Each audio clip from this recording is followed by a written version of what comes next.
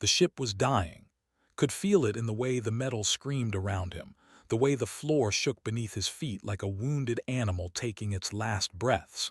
Red lights flashed everywhere. Alarms screamed so loud he could barely think. People were running, crying, praying to gods he had never heard of. He grabbed a metal bar on the wall and held on with everything he had. His knuckles turned white, his arms burned, but he did not let go. Letting go meant death. The colony ship Horizon's Promise had been traveling through deep space for 3 months. 2,000 souls on board, all dreaming of new lives on a new world. Farmers, teachers, engineers, children. Families who had sold everything they owned for a chance to start over among the stars. Was an environmental engineer. His job was to help build water systems and heating plants on the new colony. He was 32 years old, unmarried, with no family waiting for him anywhere. He had joined this mission because he wanted to matter. He wanted to build something that would last. Now he was going to die, in a metal coffin falling through the atmosphere of an unknown planet. The ship hit something. Maybe ice, maybe rock, maybe the frozen ground itself. Flew through the air like a doll thrown by an angry child. His head hit something hard. Pain exploded behind his eyes. Then everything went black. When he opened his eyes again, he saw white. Nothing but white in every direction. He was lying on his back in snow so cold it burned through his emergency suit. The sky above him was gray and heavy with clouds. Snow was falling, gentle and soft, covering his body like a frozen blanket. He tried to move. His whole body screamed in protest. Every muscle hurt. Every bone felt broken. But he forced himself to sit up anyway because lying still meant freezing to death. He looked around. The escape pod that had saved his life was half buried in snow about 30 steps away. Smoke rose from its cracked hull. It would not fly again. It would not even keep him warm. The emergency systems had already failed. Checked his suit display. The small screen on his wrist showed terrible numbers. Temperature outside, -78 degrees. His suit's heating system was at 19% and falling. Estimated survival time without shelter, 3 hours. 3 hours, that was all he had. He stood up on shaking legs and walked to the escape pod. Inside, he found what remained of his supplies. A radio that sparked and smoked when he tried to turn it on. Food packets meant to last 3 days. A plasma cutter with barely any power left. A thin emergency blanket that felt like paper in his frozen fingers. Not enough, not nearly enough to survive on this world. But had grown up poor. He had learned early that giving up was not an option. You fought with what you had, and when you had nothing, you fought with your bare hands. That was the only way to survive. He packed everything he could carry and started walking. He did not know which direction was best. He did not know if anyone else had survived the crash. He only knew that standing still meant death. The wind hit him like a wall of knives. It cut through his suit, through his skin, down to his bones. Each breath felt like swallowing broken glass. His fingers went numb first, then his toes, then his nose and ears. The cold was eating him alive, piece by piece. He walked for 2 hours, maybe more. Time lost meaning in the endless white. There were no landmarks, no signs of life, nothing but snow and ice and wind that never stopped howling. Then he saw something move. At first he thought his eyes were playing tricks. The cold could do that, he knew. It could make you see things that were not there. Mirages in white instead of desert mirages in yellow. But this was no mirage. The creature came out of the blizzard like it was part of the storm itself. It was huge. Bigger than any animal had ever seen on Earth. It walked on 6 legs, each one thick with muscle and ending in claws that looked sharp enough to cut steel. Its body was covered in silver-white fur that made it almost invisible against the snow. But the eyes were what made stop breathing. 4 eyes, all of them looking at him.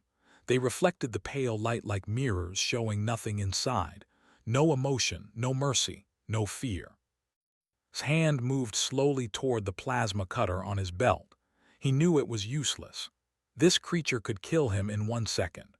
The small tool would do nothing against those claws, those teeth that he could now see as the beast opened its mouth. So many teeth, all of them sharp. The predator circled him. It moved without making any sound, each step careful and controlled. Turned with it, keeping his eyes locked on those 4 alien eyes, waiting for the attack. But the attack did not come. The creature finished 1 circle around him, then another.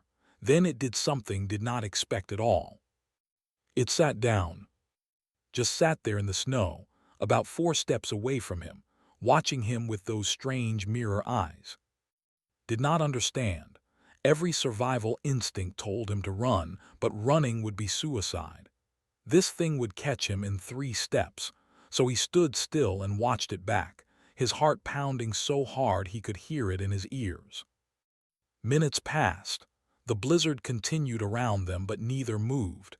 Studied the creature, trying to understand what was happening. It was clearly built for hunting. Everything about its body was designed for killing.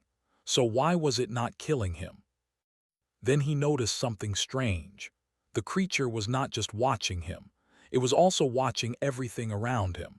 Its 4 eyes moved in different directions, scanning the landscape, the sky, the snow behind him.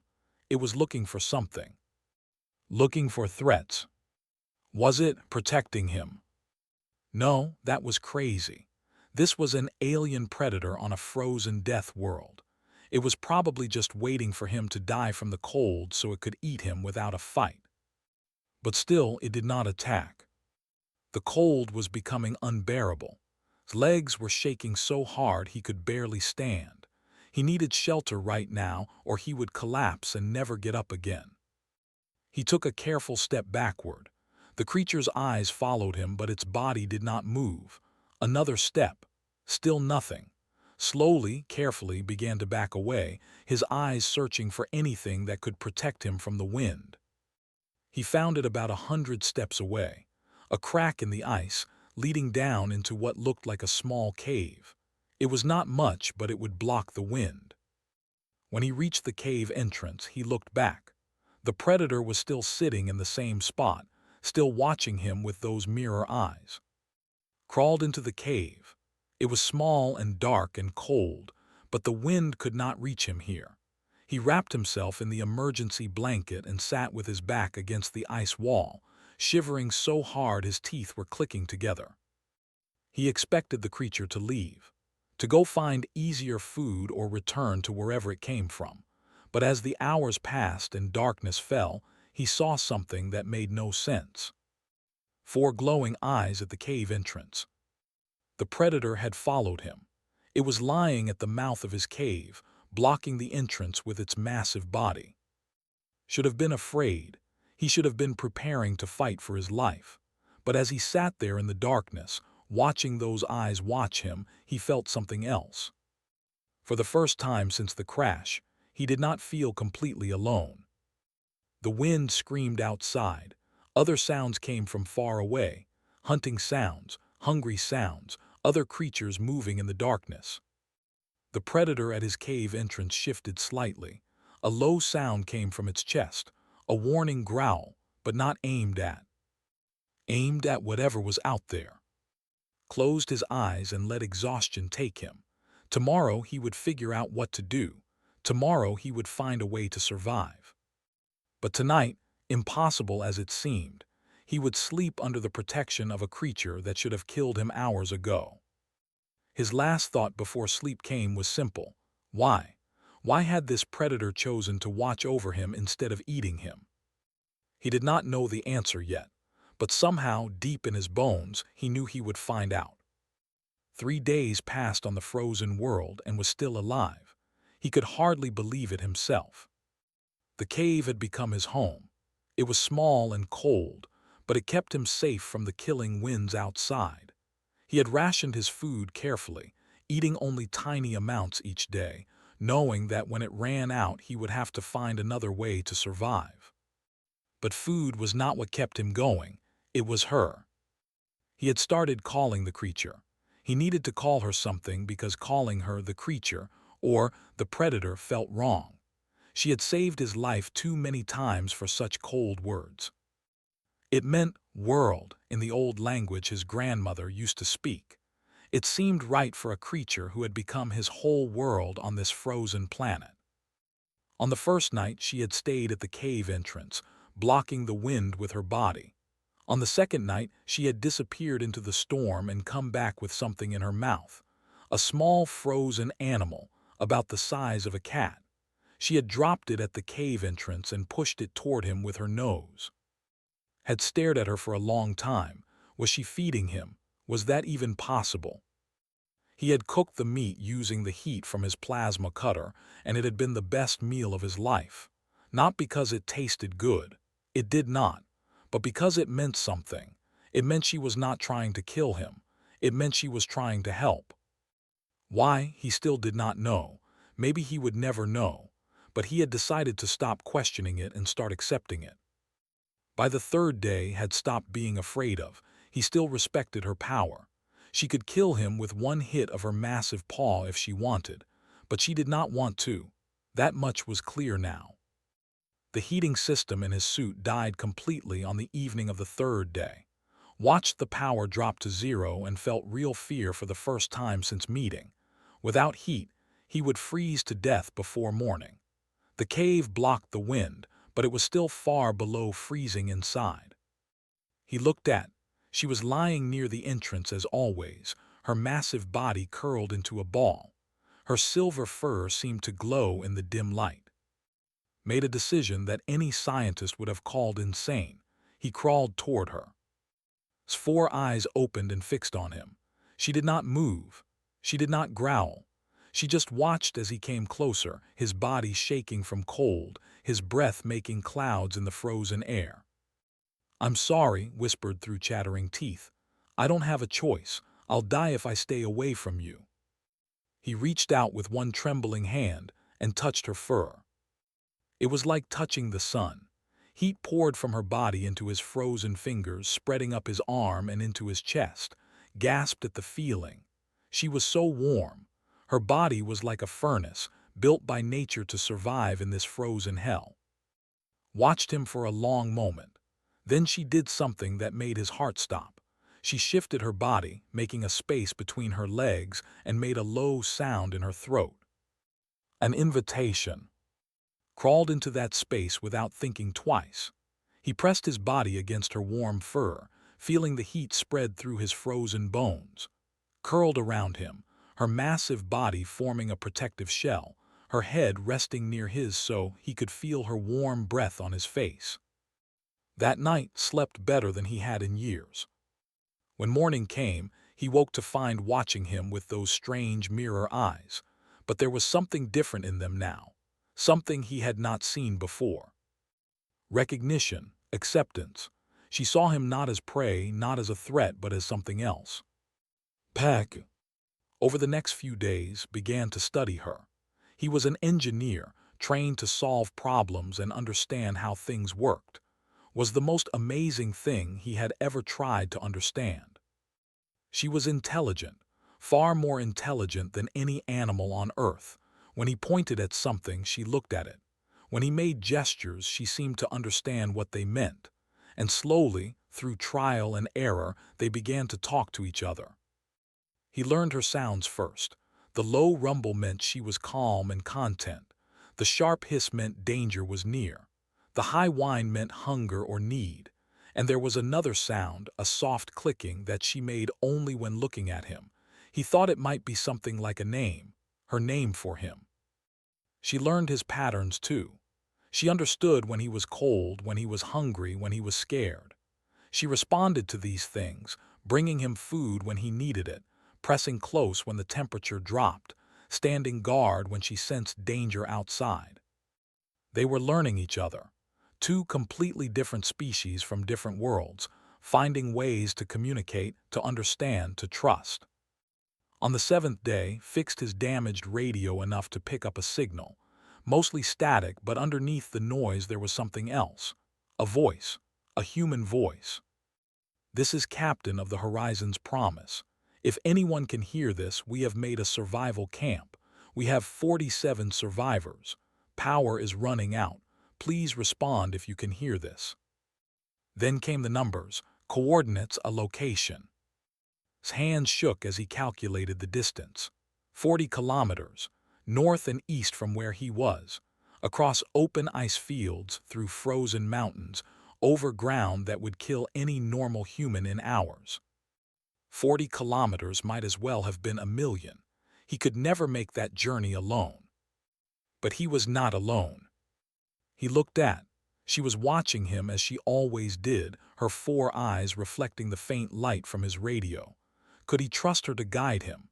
Could he really put his life in her paws? The answer came easily. She had already saved his life many times. She had fed him, warmed him, protected him from things in the darkness he had never even seen. If he could not trust her now, he could not trust anyone. He said, pointing toward the cave entrance, toward the frozen world beyond, "I need to go that way, far away. Can you help me?" She tilted her head, thinking. Then she stood up on her 6 powerful legs and walked to the entrance. She looked back at him and made that soft clicking sound. "Follow me." Gathered everything he had, the almost dead radio, the plasma cutter with its tiny bit of power, the empty food packets that he kept because throwing anything away felt wrong. He wrapped himself in every piece of cloth he could find and stepped out of the cave. The cold hit him like a punch. Even after 7 days, he was not used to it. The temperature was deadly, the wind sharp enough to cut skin. But was beside him, her warm body blocking the worst of the wind, her eyes scanning the landscape for danger. They began to walk. The journey ahead would be the hardest thing he had ever done. He knew that. 40 kilometers through a frozen wasteland with no food, no proper gear, and danger all around. So many things could go wrong. He could freeze. He could starve. Other predators could find them. But as he walked beside, feeling her warmth against his side, watching her move through the snow with grace and confidence, he felt something he had not felt since the crash. Hope. He was not just surviving anymore. He was moving forward. He had a goal, a purpose, a chance to save not just himself but the other survivors waiting at that camp.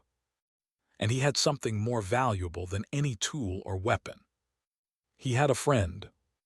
The wind howled around them, and the frozen world stretched out in all directions, but kept walking, one step at a time, guided by a creature who had chosen to save him for reasons he still did not understand. Maybe understanding would come later, maybe it would never come, but right now, survival was enough. Step by step they moved north, step by step they moved toward hope. And somewhere ahead, 47 people were waiting for help they did not know was coming. Captain stood at the broken window of the cargo bay and watched the endless white world outside.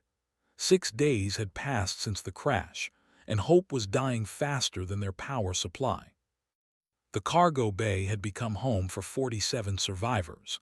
They had sealed the doors, covered the holes in the walls with whatever they could find, and turned every heating unit to maximum power. But it was not enough. The cold was always there, sneaking through every crack, stealing their warmth bit by bit. "Power at 6%, said her second-in-command. He was a tall man with tired eyes and a voice that used to sound strong. Now it just sounded empty. "The heating will fail in 4 days, maybe 3. Nodded but did not speak. What could she say? She had sent 3 groups out to search for other survivors and supplies. None of them had come back. The planet had taken them, just like it was slowly taking everyone else. "Something lives out there," whispered the ship's language expert. She was sitting near the window, her eyes fixed on the storm. "I see shapes moving sometimes. This planet is not empty. Something is hunting us." "Predators," said darkly. "That is what killed our search teams. We found blood near the eastern hill.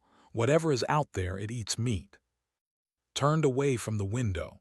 She could not let her people see her despair. They were looking to her for hope, for answers, for a way out of this nightmare. She had to be strong even when strength felt impossible. "We save power," she said firmly. "We share food equally. We wait for rescue signals from other ships. That is our best chance." But inside, she knew the truth.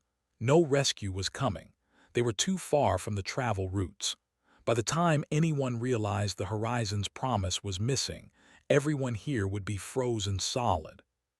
Far away, across 40 kilometers of ice and death, was fighting to stay alive. The journey had started well enough.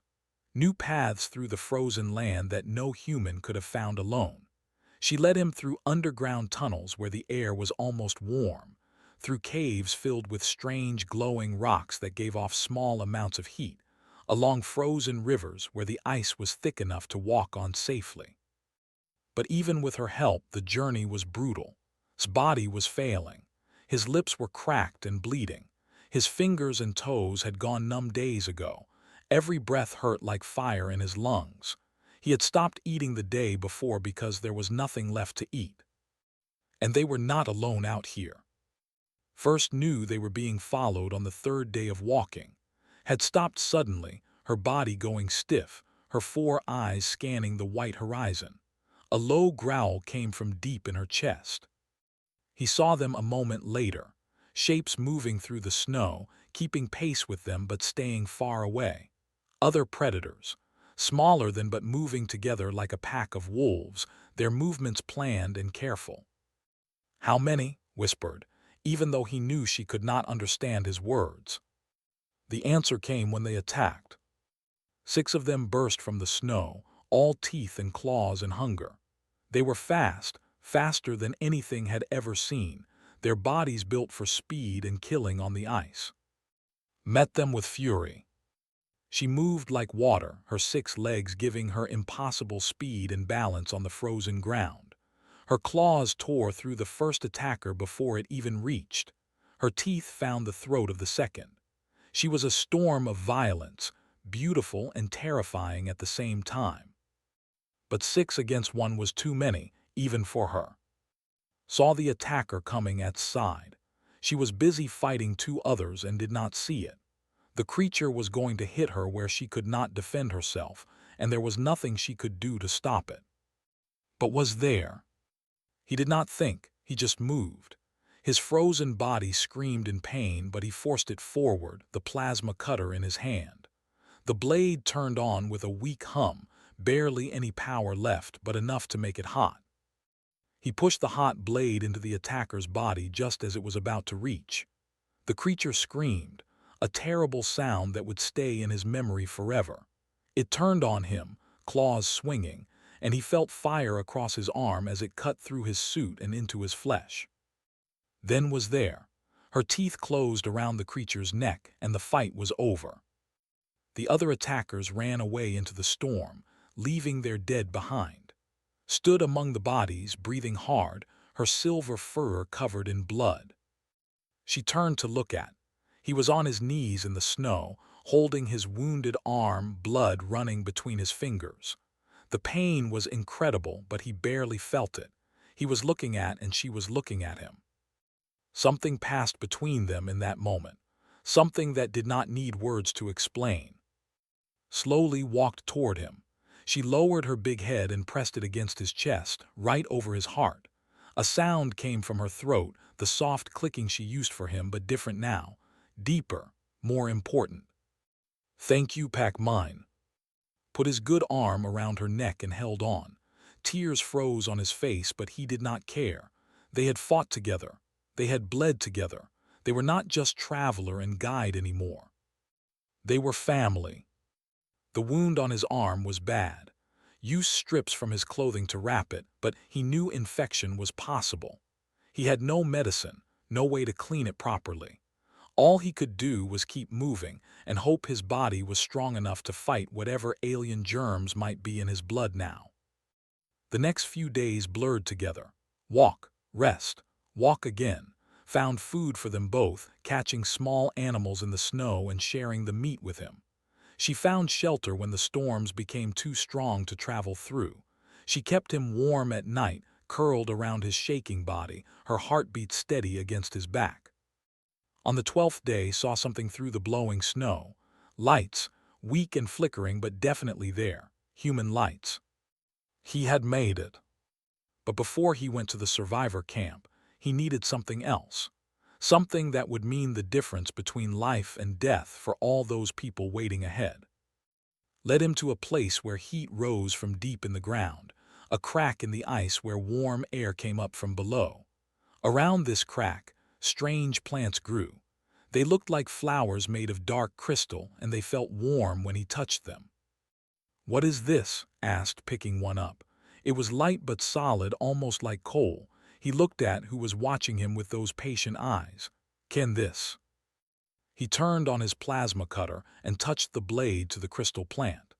It caught fire instantly, burning with a bright blue flame that gave off more heat than any wood fire he had ever seen. Fuel, the planet had fuel. Spent hours gathering the crystal plants, tying them together into bundles, loading as much as he could carry onto his back. It was heavy, so heavy, but he did not care. This was hope in physical form. This was life for 47 people. When he finally turned toward the lights of the survivor camp, he was carrying enough fuel to keep them warm for weeks. And behind him, as always, was his guide, his protector, his friend. The storm was getting weaker as they got close to the camp. For the first time in days, could see the sky, dark and full of strange stars, beautiful in a cold, alien way. He thought about everything he had been through. The pain, the fear, the moments when he was sure he would die. And he thought about who had stayed with him through all of it, who had fought for him, bled for him, chosen him as family. Humans had always thought they were special, that intelligence and friendship and love were things only they could understand. They were wrong. These things existed everywhere, in creatures that looked nothing like humans, on worlds covered in ice and death. The universe was full of minds and hearts waiting to be understood. Smiled through his cracked, bleeding lips and kept walking toward the lights. He had something to deliver, and he had something else to do. He had to introduce his new family to his old one. Saw him first. He was standing guard at the entrance they had built into the cargo bay, his eyes always watching the endless white for danger. 12 days of watching had shown him nothing good. Predators circling their camp, bodies of their friends half buried in snow, death coming closer every hour. So when he saw a figure walking toward him through the weakening storm, he thought his mind was finally breaking from stress and cold. "Captain," he called, his voice shaking. "Captain, come look at this." Came quickly. She had learned to respond fast in the days since the crash. Every second could mean life or death now. When she reached the window and looked outside, she stopped breathing. A man was walking toward them. He was wrapped in furs that looked like they came from alien animals. His face was hidden behind cloth, but his body was clearly human. He was carrying something heavy on his back, dark bundles of material they had never seen on this planet. And behind him, just visible in the swirling snow, was a shape that made everyone who saw it grab for weapons. "That's one of them," said, his hand moving to his gun. "One of the predators, the things that killed our people." "Wait," said, grabbing his arm. "Look at them." The predator was not hunting the man. It was walking beside him, its massive body between him and the wind, its movements careful and protective. When the man stumbled in the deep snow, the creature stopped and waited for him to get up before moving again. "That's impossible," whispered who had come to stand with them. "Those things are killers. I've seen what they do. They don't act like that." But they were watching it happen, right in front of their eyes. Made her decision. Opened the door, let him inside. "Captain, the creature." I said let him in. The door opened, and the man stepped through. Snow fell from his furs as the warm air touched him. He stood there for a long moment, swaying like he might fall down at any second. Then he dropped his heavy load on the floor and said the first words any of them had heard from another human in almost 2 weeks. "I found something that burns." His voice was rough, damaged by cold and exhaustion, but his eyes were clear and alive and full of purpose. Pulled off his face covering and looked at the people around him. He saw fear and hope and confusion all mixed together. He saw people who had given up suddenly realizing they might have a chance. "My name is," he said. "I was an engineer on this ship. The escape pod threw me out during the crash. I landed about 40 kilometers south of here. I have been walking for 12 days to reach you." 40 kilometers, said not believing. Through that, no human could survive that alone. I was not alone. Pointed toward the entrance. Outside, visible through the small window, was sitting in the snow. Her 4 eyes reflected the light from inside the camp, watching, waiting. People screamed. Some grabbed weapons. Parents pulled children behind them, raised his gun and pointed it at the window. "She saved my life," said quietly. 7 times. She showed me where to find food and water and shelter. She fought beside me when other predators attacked. She led me here through paths I never would have found alone. "It's an animal," said. "A monster. Those things killed our search teams." "Some of them might have. Not her. She's different." Stepped forward, putting his body between his gun and the window. "If anyone points a weapon at her again, they're pointing it at me. I will not say that twice." The room went silent. Everyone stared at like he had lost his mind. Maybe he had. Maybe the cold had damaged his brain, but he did not care. He owed his life and he would not let anyone hurt her. Captain stepped forward. She looked at his face for a long time, then looked past him at the creature outside. Her expression showed nothing. "You said you found something that burns," she said finally. "Show me." Bent down and opened one of his bundles. Inside were the crystal plants, dark and solid and warm to the touch. He took out his plasma cutter, almost empty of power, and touched it to one of the crystals. Blue fire burst from the crystal, bright and hot, filling the room with warmth. People moved closer, pulled toward the flame like moths to a light, their frozen hands reaching out to feel heat they had almost forgotten existed. "I found these near hot vents about 15 kilometers east," explained. "They grow all over this planet, anywhere there is underground heat. I brought enough to last a few weeks, but there is much more out there, enough to keep us warm for years if we need it." Watched the blue flame dance. Tears were forming in her eyes, but she tried to hide them. For 12 days she had watched her people slowly dying, unable to stop it. And now this man, this impossible survivor, had walked out of the storm carrying fire. "How did you find them?" she asked. "How did you know where to look?" Smiled, the first real smile he had felt in weeks. "Showed me." She knew exactly where to go. Maybe the predators use the hot vents for warmth. Maybe they understand the land in ways we cannot imagine. But she led me right to them. Stepped forward slowly. She was scared, but her curiosity was stronger.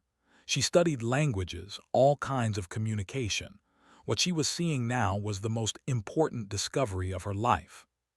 "Can she understand us?" asked. "Can you talk to her?" "More than you would think," said. "We have been learning each other's ways since the crash. She understands gestures and patterns and emotions. She can read my body better than most humans can, and I am starting to understand her sounds, her movements, what she is trying to tell me." "This changes everything," whispered. "If we can communicate with them, if we can work together with them, we might actually survive here," finished. She looked at with new respect. "You walked 40 kilometers through hell to bring us fire and hope, and you did it with an alien predator as your guide. I have been a captain for 20 years and I have never seen anything like this." Shook his head. "I didn't do anything special. I just survived.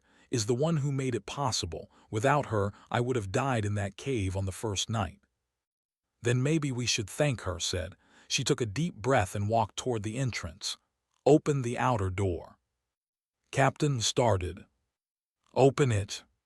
The door slid open and cold air rushed in. Stepped outside alone with no weapon. The whole camp watched through the window, holding their breath. stood up on her 6 legs as the captain walked toward her. She was huge, twice the size of a human, her teeth and claws clearly visible. Everything about her looked dangerous, but had learned to trust her feelings over her fears. She stopped a few steps from and lowered her head, a gesture of respect, of thanks.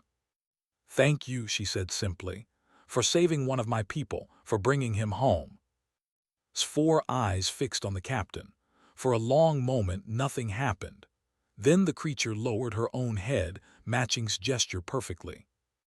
Inside the cargo bay, 47 people watched in silent amazement as their captain and an alien predator acknowledged each other as equals. Walked back inside. Her face was pale from the cold, but her eyes were shining. "From now on," she announced, "his friend is welcome in this camp. Anyone who threatens her answers to me. Is that clear?" No one argued. How could they? They had just watched something impossible. A human and an alien from different worlds finding a way to understand each other. Walked to the entrance and opened the door. Was waiting there, her eyes on him, that soft clicking sound in her throat. "Come on," he said, stepping aside to make room. "Time to meet everyone." Walked into the camp, her massive body filling the doorway. People moved back at first, fear taking over. But she did not attack. She did not growl. She just found a spot near one of the burning crystal fires and lay down, her eyes watching everything with calm patience. Slowly, very slowly, people began to relax. A small girl was the first to approach, her curiosity stronger than her fear. She reached out one tiny hand towards silver fur. Did not move. She let the child touch her, let small fingers run through her warm coat. And when the child laughed with joy, made that clicking sound again. "Welcome back, family." The ice planet was still trying to kill them. The cold was still deadly, the predators still dangerous, the future still unclear. But in that moment, watching a human child and an alien hunter discover each other, knew everything had changed. They were not alone anymore. None of them were. And together, they were going to survive. The rescue ships came 34 days after the crash. By then, the survivors of the Horizon's Promise had built something that made the rescue teams doubt their own eyes. The camp had grown. What started as a desperate shelter in a broken ship had become a real village, with buildings made from ship parts and blocks of ice. Blue fires burned everywhere, fed by the crystal plants that had found. Smoke rose into the cold air, marking where impossible things had become normal. But it was not the buildings that made the rescue team stare. It was what was living among the humans. 8 predators now called the camp home. Had been the first, but she did not stay alone for long. Days after arriving at the camp, she had gone into the storm and come back with others. Her pack understood, her family. They came slowly at first, unsure of the strange creatures who had fallen from the sky, but had already shown them the way. She had proven that humans could be trusted, could be accepted, could be packed. One by one, the other predators had made the same choice. The humans learned quickly, spent every day studying how the predators communicated, writing down their sounds and movements, building a simple language that both species could understand.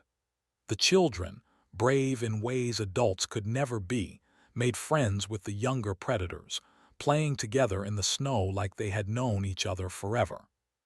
Hunting groups went out every day now, but they were not just human anymore. Teams of survivors walked alongside predators, working together to find food and fuel. The predators knew the land, could feel dangers that human machines could not detect, could track animals through blizzards that would have killed any human alone. The humans brought tools and ideas, and a way of thinking that seemed to interest their alien partners. Together they did more than survive, they lived. When the rescue ship Eternal Horizon dropped through the clouds, its instruments found life signs that made no sense. Humans and aliens living together, their body heat mixed and impossible to tell apart. Captain was waiting when the ship landed. Behind her stood 4 predators, including, lined up like guards of honor. The rescue team came out with guns raised, their faces white with fear. "Put those down," said calmly. "They are with us." The team leader, a young officer named, looked from to the predators and back again. "Captain, those are apex predators. Our instruments say they are extremely dangerous." "Your instruments are correct," replied. "They are extremely dangerous to our enemies. To us they are family." The next few hours were confusing for everyone. The rescue team had come expecting to find desperate survivors barely alive. Instead, they found a working community that had not just survived, but had learned to live on one of the most deadly worlds in known space. Doctors checked the survivors and found them healthier than expected.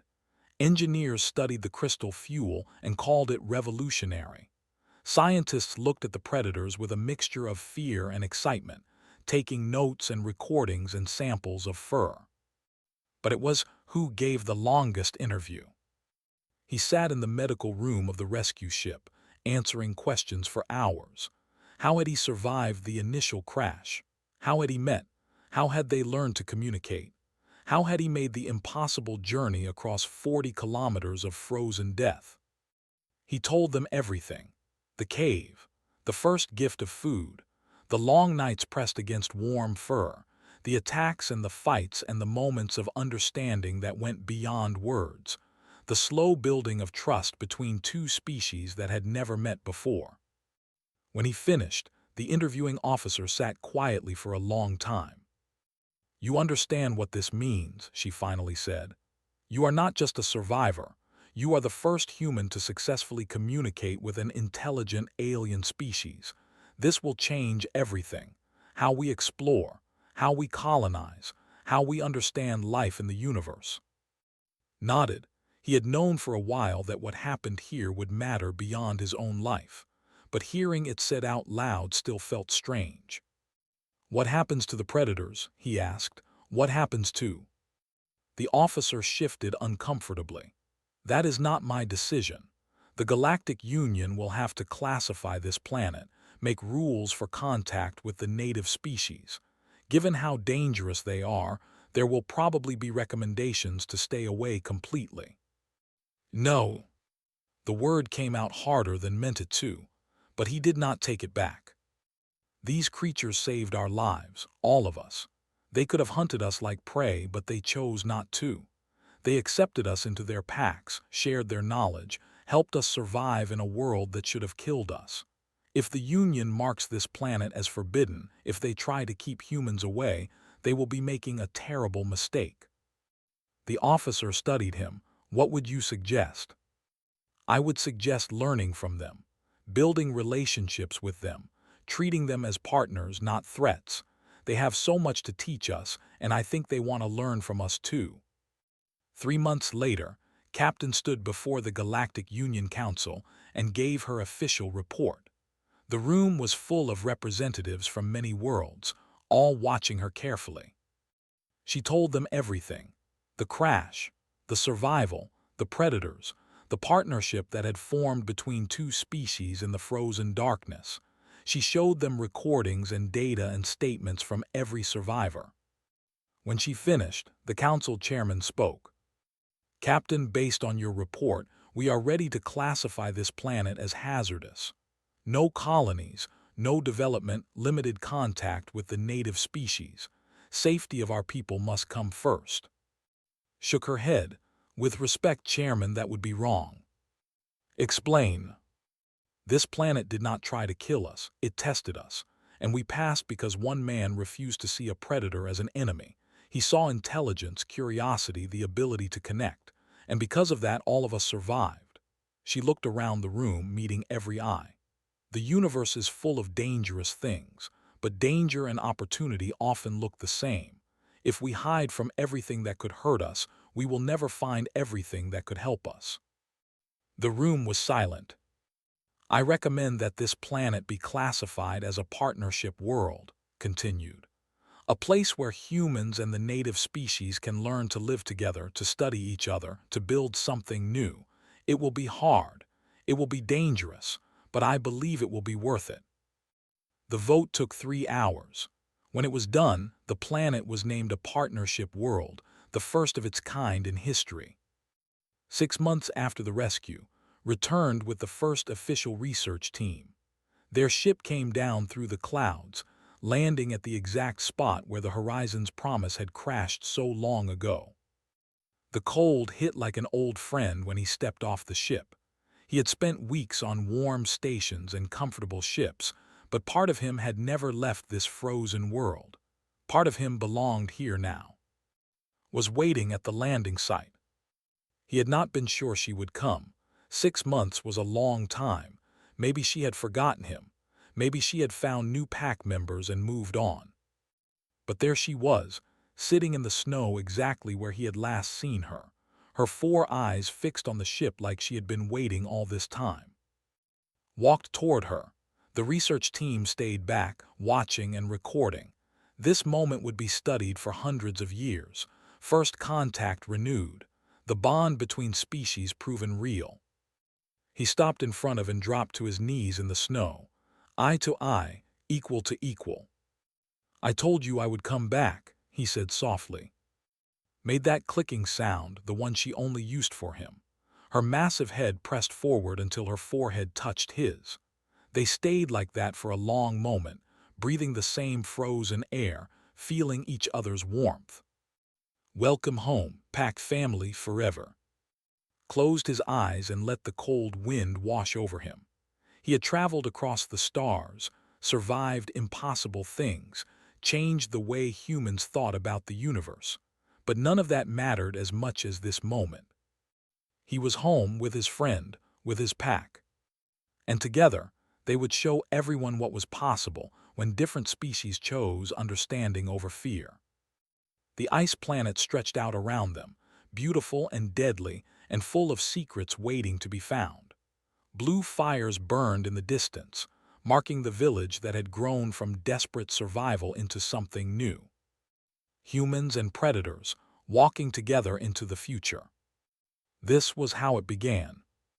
Not with war, not with conquest, but with a simple act of trust between two beings who had every reason to fear each other and chose not to. That was what made humans special, not their strength or their technology or their numbers.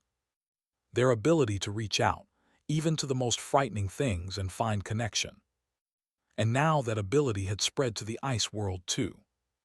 Stood up and put his hand on its warm fur. Together, they walked toward the village, toward the future, toward whatever came next. The stars above were cold and distant. But the world beneath their feet was finally starting to feel like home.